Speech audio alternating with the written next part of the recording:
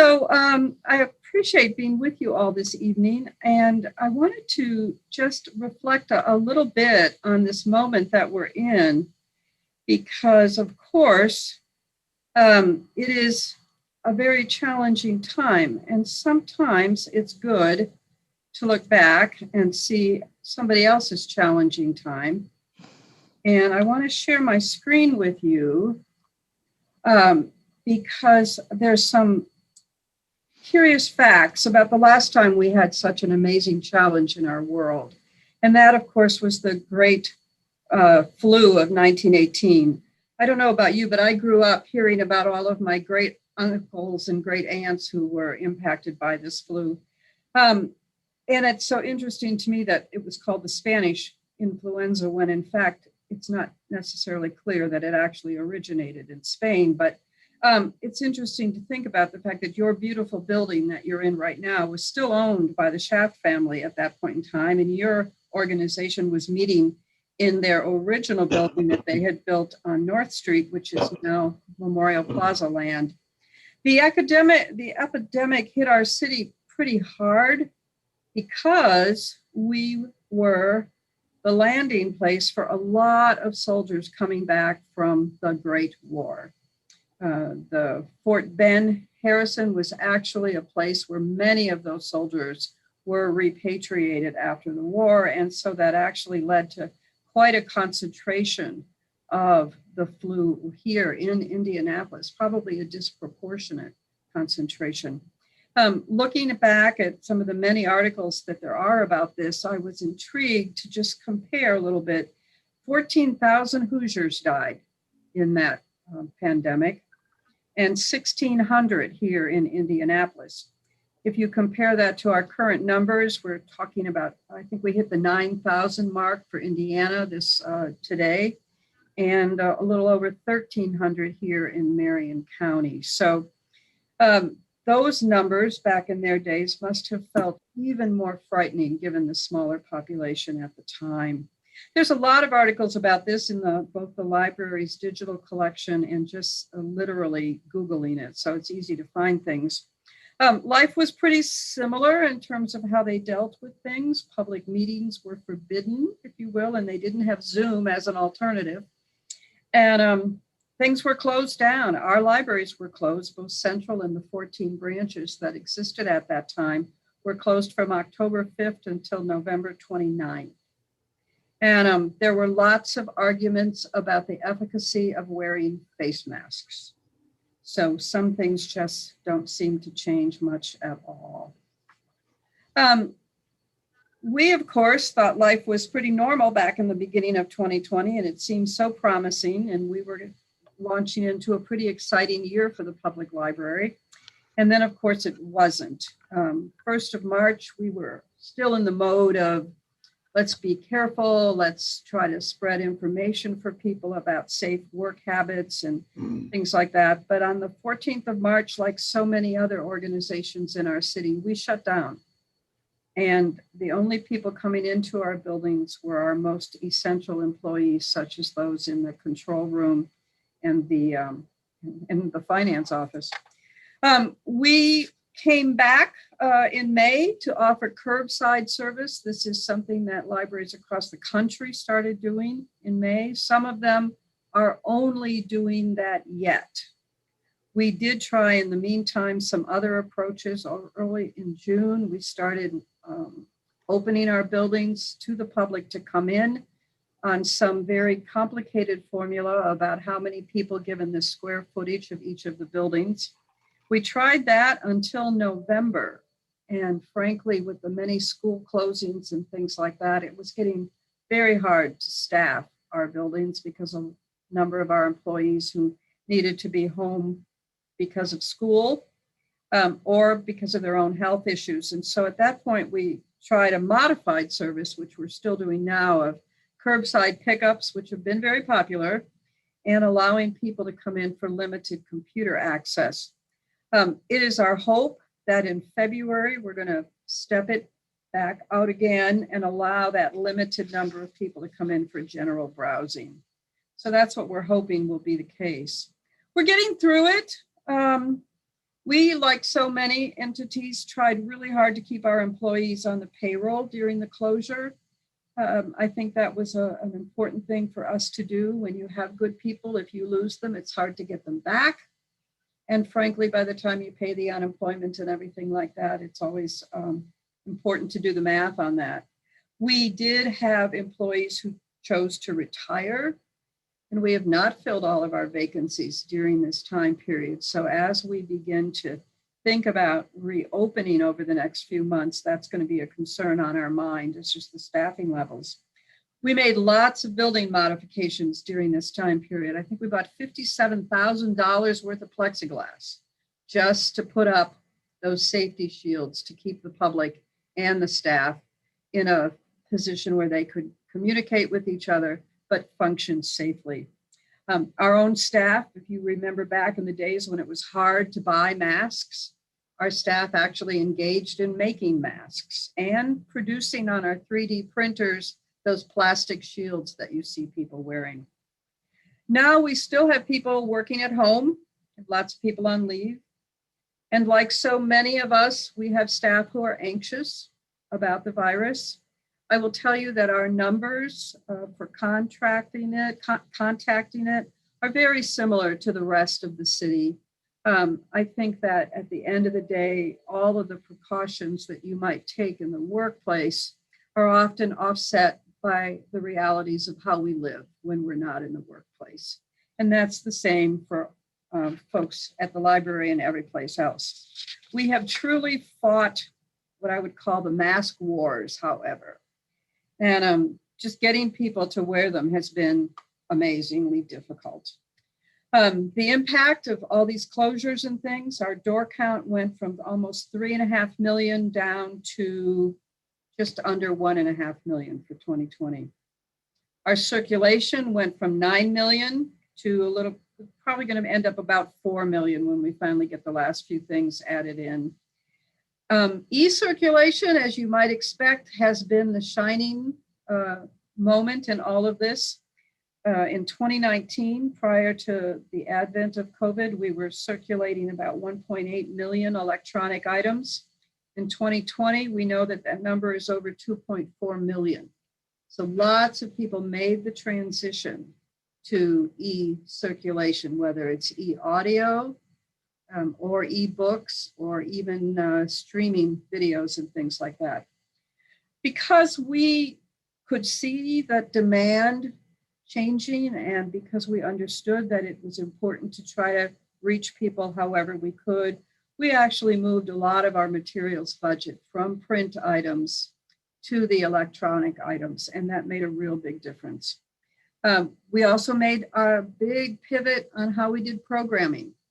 Any of you who are used to coming into the library, whether it be for our McFadden lecture or for a story hour, or maybe a performance of the Indianapolis Symphony on a classical Sunday at Central, all of our programming now, we have tried to move to the virtual world. And we're doing lots of virtual programming. You can look on our website and find a lot of the different options that we are offering.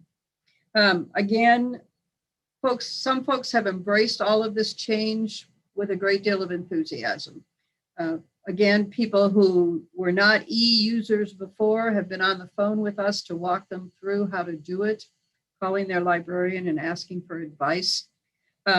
We got so far on this mask war thing to actually start having announcements like Kroger or Walmart every 30 minutes to tell people to keep your mask on, because the independence of the library visitor is an amazing thing at times. It really is. One of the things that became so clear to us, whether we were dealing with adults like you who wanted to become more comfortable with your e-readers, or whether we were dealing with students and teachers, is that technology is amazing. It offers us so many opportunities. And we ourselves have had to do a lot of work to even help our own staff become more technologically savvy. We think of ourselves as being pretty technological as a public library, but when you really start asking everybody to work at home, or you ask some of the staff who have not needed to use a lot of technology based on what their assignments were in the past, we've had to do our own catching up. So technology's been our big learning moment for the library during this COVID time, and we think it's going to continue to be a pretty major focus for all of us as we move ahead. It's an area where we've really tried hard to work with teachers because of the opportunities that the technology that we have in our collections offers them as they try to do their instruction. Couple of tidbits for you as readers, which I suspect most of you are when I look over the list of who's all on this call. I know you as readers. The most read book in 2020, drum roll here if we can, just a little bit. Believe it or not, for the second year in a row, was Where the Crawdads Sing by Delia Owens. I don't know if it's just taking Indianapolis so long to all get through that book because we don't have enough copies or what, but we were pretty surprised when we really sat down and added up the various formats, print, ebook, e-audio. Once again this year, this is the by far top demand title of the year. We did have a lot of interest in our book club in a bag, and I don't know if any of you have had a chance to use that, but I know book clubs are getting to be more and more popular, and people are doing them on Zoom and things like that. If you have not yet used the book club in a bag, I would encourage you to investigate this. We've got over 300 different titles in that collection. You get a bag full of 10 or 12 copies of a book. You get discussion questions, you get a few little cheat sheets and things like that. And you can even reserve titles for your book club months in advance. So that might be something that would be of value to you. It's proving to be more and more popular all the time. We've also launched a program called Wake Up Indie. And certainly one of the things that I think we've heard so much about in 2020 has been our need for all of us to understand more, to be more exposed to have a greater grasp of the variety of issues and questions in history that involve diversity and equity. And there is so much out there that you can read that can help us as we continue our journey of growth on all of those areas. And we were really fortunate to receive some special funding from Lilly Endowment to add multiple copies of many, many titles in these various areas to our collections. So if any group that you're participating with, or perhaps just you individually, want to do some deeper reading in any of the important subjects about racial equity, about bias, about the history of race in America, any of these things, our collection's been particularly enriched by those this year.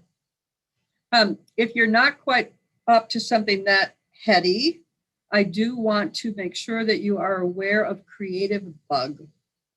This is for those of you who have baked as much bread as you're going to bake while you're home and you're looking for some other creative thing to do. Creative Bug has all kinds of free video classes in all of these various craft areas, and it works on Apple and Android as well. This is something you can find on our website, and you might think that this would be well worth your time. I know we've all looked at that YouTube video on how to knit or something like that. I think you'll be excited about the quality of the programs that are offered through Creative Bug. We just right now are launching something I'm really excited about. We've always had a program called 1,000 Books Before Kindergarten. And our idea with that was that we wanted to help young parents feel motivated to read with their smallest child. And 1,000 books before kindergarten sounds like a lot, but if you really divide that over 5 years, it's not that much. And you can read Goodnight Moon over and over again and still count it. But now we're realizing that we also need to make sure that on the other end of the educational spectrum, somebody is talking to our young people about the importance of reading. And so we are launching this month something called 1,000 Books Before Graduation. that is targeting the teen population. And this is a program that they'll be able to track their reading with an online tool that we have called Beanstack. There are prizes and badges and lots of things that have been picked out to appeal to the teenagers. But it's very clear that we've all got to be doing everything we can do to encourage reading with our high school students. And so we're hoping that this new initiative is an opportunity to urge, cajole, somehow or another, get them to be reading a little bit more than they are.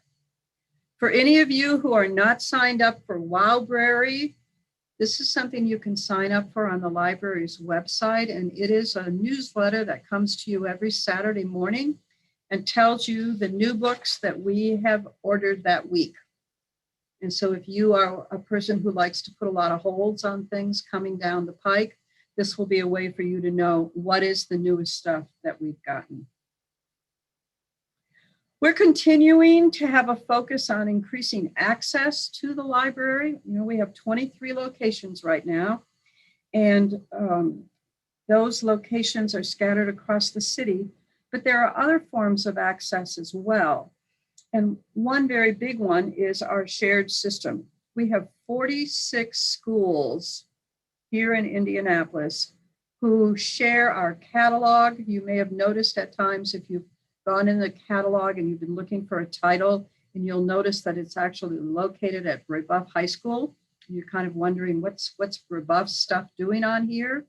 These 46 schools have all agreed to share their collections back and forth among the schools and with the general public. In addition to that, there are 3 museums, and now even Riley Hospital is joining this program.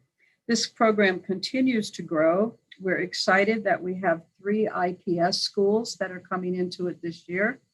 And it's our expectation that the Beech Grove school system will be joining it over the next year. In addition to that, which is primarily about sharing physical items among all the schools and with the general public, we have a new platform we've launched called Access 360. And this is something that you might have read about. If you read the IBJ article a couple of weeks ago about big ideas, this was actually mentioned in there. This is an ebook platform for schools. Rather than every individual school around the city starting to build libraries of ebooks, we want to encourage them all to build a shared collection. We know many of our children move around the city. They may start the year at one school and finish it at another school. Wouldn't it be wonderful if resources could, in fact, be collaboratively assembled and then shared across the city? Some of our schools have greater resources than others, and so we are asking the schools to be generous in as much as they can to add to this collection. And we have great hopes about it. Right now, we have about 70 schools sharing in the Access 360 shared ebook collection. Of course, using all of this, whether it's the shared system or Access 360 or one of our 23 locations, key to that all is having a library card. And it's been very interesting. I had this crazy notion, I guess, left over from when I was a mother and long before that, a childhood reader, that a library card was one of the most important things that I got when I was young, and I couldn't have anything else that had that much power. But that is not always the case anymore. There's not a lot of emphasis about getting a library card now. And some of that's because people don't have transportation. Some of that is because books are just easily more accessible in the home than they might have been years ago. But the fact is, we are aggressively talking about getting every child in the city a library card. We think that conversation is an important one to have. And we're making some good progress. In 2019, we had 280,000 library cards out there. Right now, we finished this last year at 337,000. So we're making progress. We've been going school district by school district. And it's been startling to realize in some of our school districts that we're finding 4,000 and 5,000 children who do not have a library card. So we're working on that and we'll continue to. Washington Township children were getting their library cards just over this last month. That was one of the townships that we completed. And we're now launching on the last one, the big kahuna, which is, of course, IPS. The other thing we've come to realize is that library overdue fines no longer serve the purpose they might have served, at least when I was a child. There was a time when if you had an overdue library book, man, you saved your allowance and you went in and you took care of it.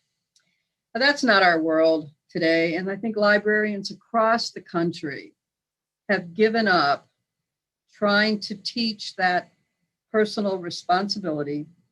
It's just much more complicated than that nowadays. Between families that don't have good transportation, families that lack the structure or perhaps even the discipline to manage a library account, many, many families have just simply stopped coming to the library. We did an analysis of all of the blocked cards that were blocked because of overdue fines. And we looked at where are those families across our city. And we found that they were in the lowest income neighborhoods, people who really had challenges in paying those overdue fines. And unfortunately, it was also fairly common in census tracts that were heavily Black and brown.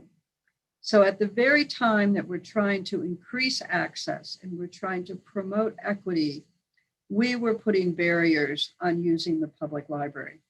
We're not the first library to go fine free. This has been done in several hundred libraries across the country over the last couple of years. But as of this month, we are now fine free. Clearly, if people keep things out overdue, their cards are going to be blocked until they bring them back in. But we will no longer prevent families from using the library because they have racked up overdue fines. 87,000 accounts were blocked.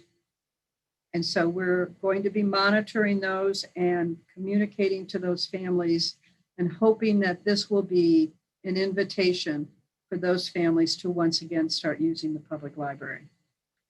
We are focusing this year on launching a public newsletter for the first time in years. I know when I was here decades ago, we had a newsletter called Reading in Indianapolis that we physically mailed to people's homes. That's a little harder to do in today's day and age, but we are going to be launching an electronic newsletter later this month. And one of the other interesting things that we've done to try to increase access to information is that we've launched pilot projects at Martindale-Brightwood, and shortly we will have one at Hawville, where we are circulating hotspots and Chromebooks for families that do not have access to technology. And I think for many families, the stories that we're hearing about people who were able to finish a college class or things like that because of this access has been very rewarding. And we think we are helping many people cross that digital divide by being able to circulate a hotspot or a Chromebook. I mentioned our 23 locations, and I just do want to invite you, if you have not been to any of our recently opened buildings, to make sure you check them out in the next few months. Michigan Road, if you have seen that up at about 63rd and Michigan Road, it's a beautiful building, very, very successful. We have uncovered a trove of people in that neighborhood who came in to get library cards. They were not library users. They didn't have a convenient library. The Eagle Library is by Meyer out on the west side, and that seems to be doing really, really well in its new building. And I have to be honest, I have a little bit of a soft spot in my heart for the new Martindale-Brightwood Library, which is at 25th and Sherman. That's the one you see in the picture here. This library is probably the biggest public investment in the Martindale-Brightwood community since IPS built a school there 20 years ago. And we are thrilled at how the community is embracing this new library. It has a wonderful area inside that is targeted for the senior citizens, but it also has excellent computer classroom and children's areas inside as well. We've got 3 other buildings on the drawing board yet. The West Perry Library, which you see here, which is being designed by Schmidt and Associates. This is way to the south side, down on Southport Road in Harding, if you can picture that area. No library down in that area. The Southport Library has been the only one down there, and it's been pretty busy. But this will open in the summer, and then work is underway right now on the new Glendale Library, which will be on 62nd Street, where the John Strange School is right now. And eventually, by the end of 22, we will open a new library at Fort Bend. It's time for us to launch a new strategic plan. Some of you may even have been involved in the work that we did on the last strategic plan, but this one's going to be a little shorter time frame. Our mission hasn't changed too much. And frankly, our vision hasn't changed too much, although we've inserted that word about for everyone because we're recognizing that we've got to be more inclusive. We do have many of the same organizational principles that have always mattered to libraries. And we've taken the time to really state our values, which now include racial equity, diversity, and inclusion among the values that we are going to try to live every day in our work. We have 3 strategic priorities for this plan: racial equity, partnerships, and a core effort on a variety of aspects of information and literacy. And you see here some things I've mentioned already: technology, digital divide, reading. But we also found, we did a lot of public surveying over the last 6 or 8 months, about 7,000 different surveys people answered for us. And there was a groundswell of requests for health information and for financial management information. It was fascinating to see how many times those requests came up from individuals and from agencies and partner organizations that serve our community. And so those are titles, areas that are going to be part of our priorities. We are, in fact, focused on the importance of leading with race as we go forward. I won't take the time tonight to read all of this for you, but the point is that we have far too often not been sensitive to the impact of race in our community. We have a country that has a twisted and contorted history when it comes to race, but we must do better in the future, and we've got to make sure that people are not marginalized. And there's a lot of different kinds of marginalization that goes on, but I think if we start by learning to do better about race, we will be able to do better about a lot of the other aspects of marginalization. And the City-County Council, you probably have read some of the work that Bob Oseley, the president of the council, is leading, where the city has actually made a commitment to budget with equity in mind. And so the council called on all of us as we developed our 2021 budgets to think about what we were doing, to be intentional and deliberate, to make sure that as we spend your taxpayer dollars, we are being alert to any opportunity we have to improve the opportunity for equity here in Indianapolis. And so we are doing this very consciously in 3 really big areas.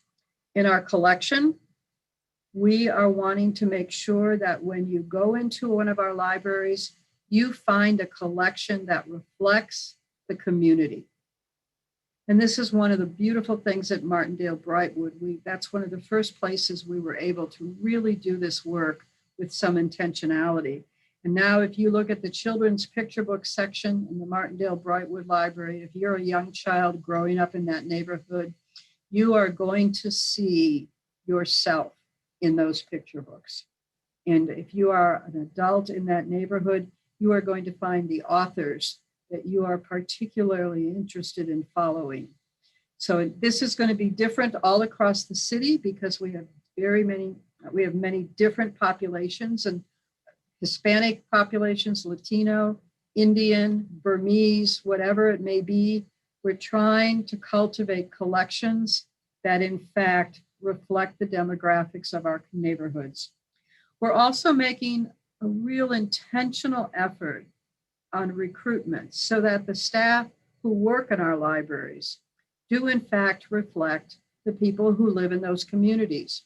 We want the children who come into our libraries to see librarians that they can really relate to, and that they could inspire perhaps to aspire themselves to be as they grow older.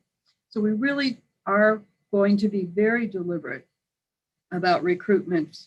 Our staff, the library world is traditionally white women. That's what it's been forever. And that just can't be what it is in the future, as much as I love us all. The fact is, we really need to have staff that represent the communities they serve. And then as an institution that spends taxpayer dollars, we have a special obligation to do the kind of outreach and engagement that increases business opportunity for our XBEs here in Indianapolis. On the road to greater equity, we've already done a bunch of exciting things. We have spent a great deal of staff time and effort in training. We even took the time as a staff, all of our employees, to read the same book. It was called Stamped. And this book, you might be seen some things about it lately. It's getting quite a bit of publicity.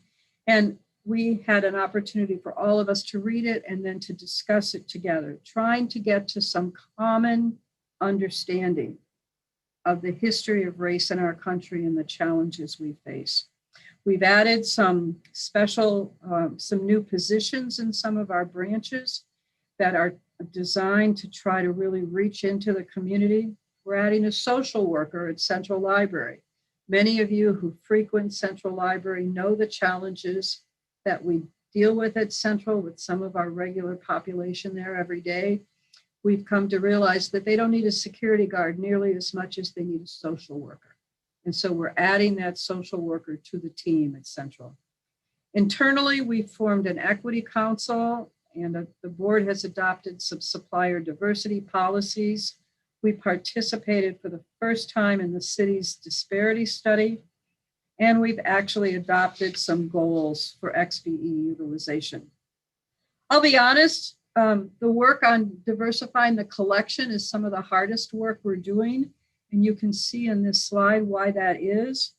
The publishing industry has been slow to represent anything other than white women and then white male authors. Trying to find authors or subjects of books that reflect any of this other diversity is an interesting challenge for us. But it's getting better. There were more children's books published by diverse authors about diverse characters this last year than ever before. So this work will get easier in time. We do have to be pretty deliberate about it. Got a couple of really big ideas that are just starting to roll out. One of the ones that I'm the most excited about is the Digital Encyclopedia of Indianapolis. If any of you remember that old 6-inch blue encyclopedia that they published back in the 90s, of course, it was out of print the day it rolled off the press because news continues to evolve. With a digital encyclopedia, we're going to be able to keep this up to date all the time. And we're so excited. We're working with Polis to develop this. They have been, they were the publishers of the first encyclopedia, and they have now been so generous. The library will in fact hold the copyright to this, and long-term will be the home of the new digital encyclopedia. This is kind of a comment on the fact that the information world's getting more digital, and so must your public library.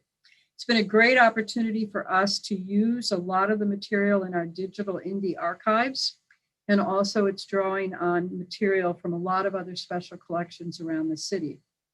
If you visited the CBLC at Central Library, you know what a wonderful place that is. I'm excited to say now that we are embarking on phase 2 of its development.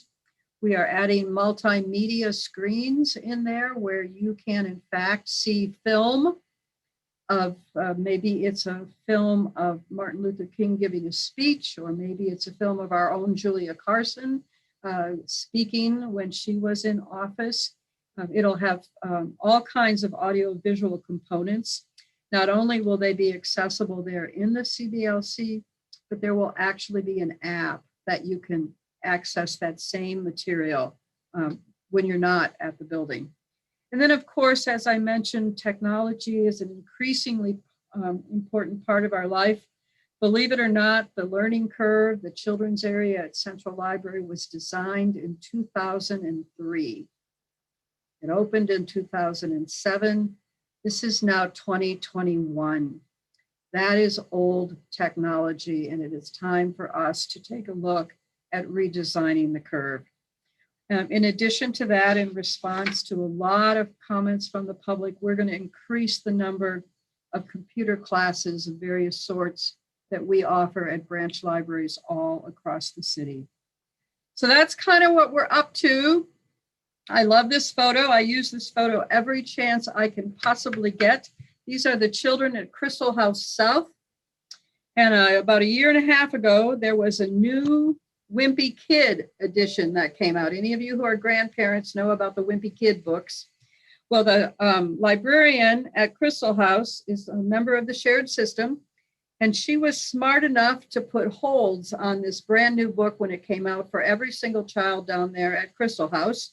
So when the book came in, they were first in line, and we took all the copies down to Crystal House, and they actually had a Wimpy Kid Day at school, where we started out in the gym, and they had a colloquium, if you will, or an assembly.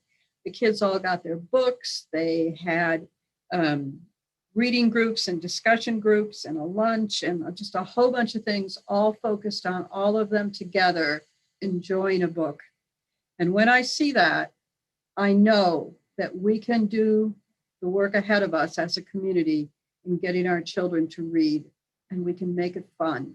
And at the end of the day, they won't even realize that they've done something very critical to their success in life by becoming readers. And at this point, I'd like to take time for some questions. Thank you, Jackie. We've had a couple of questions that have come in. Marjorie would like to know about the John Strange School. Did you reuse that, or was that taken down? Washington Township Schools is in the process of taking it down right now. The school is too big for what we needed, and the site is too large for what we could justify purchasing for the public library. So we are purchasing half of it, and they are taking the school down. I had actually hoped we might have been able to repurpose it. There's some architecture that lends itself to that better than others. So we will be doing a new building facing 62nd Street. Okay, and can you talk about the change from the, I'm guessing the Indianapolis Municipal County Public Library, IMCPL, to the Indianapolis Public Library? Sure, that's an interesting detail for someone to catch. You know, that's an example of doing business as, if you would, okay? Any of you who have a business background, our legal name is still the Indianapolis Marion County Public Library. However, over time, that got to be quite a handle, if you will, and it's just a lot to say whenever you're speaking, or a lot to write whenever you were writing. And so at one point, just from a branding standpoint, we switched to IndiePL. So. Okay, well, I obviously butchered that, so sorry about that. Okay. So besides, if we take, set COVID aside, we know that you're making a lot of changes. We know that you have these new buildings.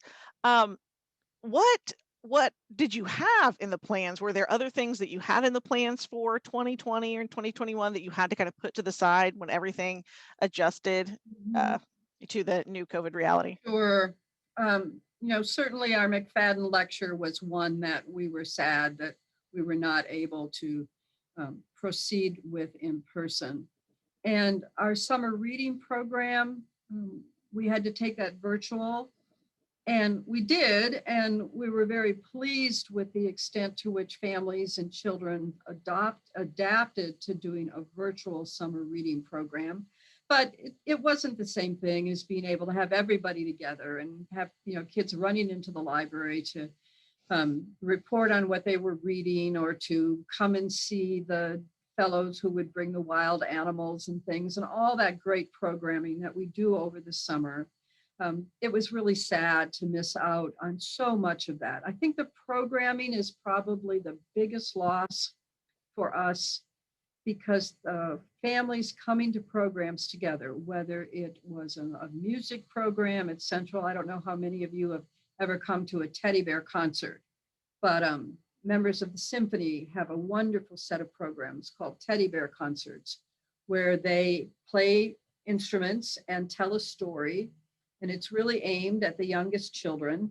And the audiences tend to be parents and grandparents with little kids who don't have to sit still during this concert. That's part of what's wonderful about it. And so those kinds of programs have been a really big loss for us. They really have been. Yeah, yeah. Can you talk about something that maybe surprised you that happened? Something great that came out of it. I suppose like the increase in the number of online, that's a giant jump it's a giant online. jump. And we were thrilled about it. I mean, obviously what we were doing is monitoring the hold requests. And as we were beginning to see the hold requests just skyrocketing on the e-copies, and since access to the building was so limited, we were not seeing, people weren't coming out, you know, for a long time, you couldn't, we had a travel ban. And so I think we were a little startled at how quickly that ramped up, but our staff was able to immediately reallocate that money. The library board supported that change in the budget, and that allowed us to very quickly add to the ebooks that are available. Now, the unfortunate thing is that most of the ebooks cost multiple times what a print book costs. Mm-hmm. So our money doesn't go as far. That was a frustration, but we definitely have been excited about the increase in ebook reading. Yeah. Jill Chambers asked, she said she saw where Hamilton County has repurposed grocery stores and they're shelving into libraries. Looking at the abandoned Marsh stores, is that something you're considering? What you saw, Jill, is the temporary home for the Carmel Clay Public Library in the shopping mall there on 116th, I think, maybe, right around the corner from International Market, the International Market. They are there temporarily while they remodel their main library that's up on Main Street in Carmel.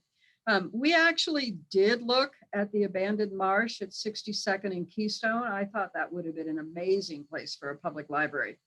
The price tag was far beyond our capacity. Just could not do it. We would have needed to find a partner even if we could have afforded the building. Because it was more square footage than we could actually afford to operate. But we did look at that because that, you know, a big building like that on a key corner location matters to us as much as it does to anyone else in retail, which is why we've got to get off the second floor at Glendale and make that a little more accessible for folks. I see there's a question about the Chin population, and I'd love to comment on that. We have been very aware of the large Chin community on the South Side. And in fact, we have done some programming with the Chin group that's down there. This was one of the things we lost because of COVID. We were just getting ready to launch a series of citizenship classes at the Southport branch. And so we had to take those virtual as well. But we have had, for the last couple of years now, a couple of library assistants at the Southport branch who are from the Chin community. This was a conscious effort to recruit library employees from that local population so that other members of the Chin community would feel more comfortable coming into that library. For starters, they might have a language barrier. And by having those library assistants at the front desk we saw many members of the Chin population who felt more welcome at the Southport Library. And when we did a topping off ceremony for the new West Perry branch, that's what it's going to be called, it was exciting because members of the Chin Association were there for the topping off ceremony. So we're looking forward to that. Thank you. On a more, I guess, a more personal note, how did you get interested in becoming a librarian? I had a wonderful librarian in grade school who put up with me and my friends every day after school when we would stop there and hang out. And I'm sure we drove her crazy, but when I look back at it, that was my happy place. Mm-hmm. And I think somewhere along the line, that just stayed with me. Yeah. Do you have a favorite collection now at the library? Oh, gosh. You know, in all honesty, I'm a nonfiction reader for the most part. There's just a few fiction authors that I read, but mostly I read nonfiction. And in the last year or two, the collection that I'm probably the most proud of is the Chris Gonzalez collection, which is primarily at Central Library, but some of it's also been dispersed around to some of the branches. This was a collection of material that was built over the last 20 years in downtown Indianapolis. It was at last in the basement of the old St. Mary's School, if any of you can remember that building. And it's a collection of material on subjects of interest to the LGBTQ community, 7,000 or 8,000 volumes. And when they had to close that library, they agreed to transfer the collection to us. And in one fell swoop, we were able to significantly expand the diversity of our collection and make these materials widely available since they're in the catalog. Now, all of those schools even have access to a far more diverse collection of materials. And it's continuing to grow. Recently, we received a significant donation from, some of you may remember, a wonderful bookstore over on East Street that was right next to the coffee shop that was run by Mary Byrne. And Mary closed her bookstore years ago, but her personal collection of materials, particularly about the lesbian community, is very rich, and she has donated it now to the library. So again, continuing to grow a very diverse collection. Okay. You may see the question there from Rose about the acronyms XBE and CBLC. Ah, that's a good point, Rose. Thank you for calling me out on that. The CBLC is the Center for Black Literature and Culture. And this is an area that we developed a couple of years ago in the West Reading Room at Central Library. This was a beautiful grant from Lilly Endowment. And the room was very much inspired by some of our Black sheroes here in Indianapolis. And it's a collection that features a material by and about and of interest to the Black community, but we often talk about the fact that it is a collection that is for everyone, whether you need windows or mirrors. It is a collection where you can, in fact, go deep and learn more about the culture and the literature of the Black diaspora. XBE, that refers to the notion of trying to get representation from whether they are Black businesses, minority-owned businesses, businesses that are owned by disabled individuals or by veterans, women-owned businesses. All of those come under the category of XBE. And that's an example of where we're trying to reach out into the community and not just do all of our business with the same folks we've always done it with, but try to engage a bigger group of suppliers for everything we do. Okay, and have a great evening. Thank you so much.